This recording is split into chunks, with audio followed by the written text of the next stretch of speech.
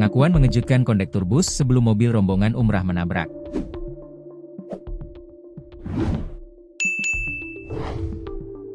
Pengakuan mengejutkan kondektur bus Raja Wali Indah sesaat sebelum terjadinya kecelakaan maut, bus dihantam mobil rombongan jemaah umrah di Gresik. Sebelum terjadinya kecelakaan maut tersebut, sejumlah penumpang bus berteriak histeris dan kencang. Setelahnya, terjadi tabrakan yang cukup keras antara bus dan mobil.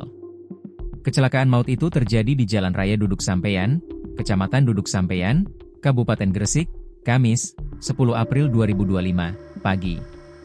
Berdasarkan informasi dari Tribun Jatim, kecelakaan ini menimpa mobil Panther DK 1157 FCL menabrak bus Raja Wali Indah S7707 UA. Mobil Panther tersebut memuat 7 penumpang, termasuk pengemudinya. Ada 7 orang di dalam mobil, diantaranya anak kecil. Sementara informasi lain menyebut, korban anak kecil berusia sekira 3 dan 5 tahun. Sementara bus terdapat sekitar 15 penumpang. Mobil Panther bernomor polisi DK 1157 FCL mengangkut rombongan umroh melaju dari arah barat menuju timur, Lamongan ke Gresik. Setibanya di lokasi kejadian, mobil diduga selip ban kiri hingga oleng ke kanan melebihi markah jalan.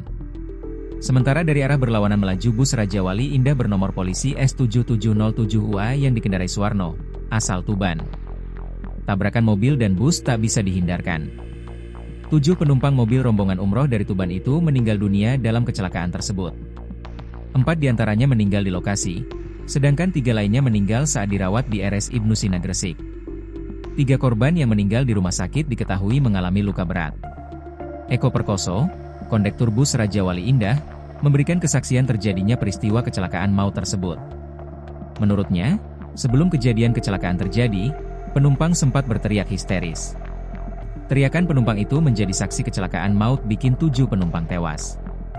Posisi saya tadi berada di tengah habis narik uang ke penumpang, tiba-tiba penumpang teriak lalu beruat terjadi tabrakan, kata Eko Perkoso dikutip dari Tribun Jatim, Kamis, 10 April 2025.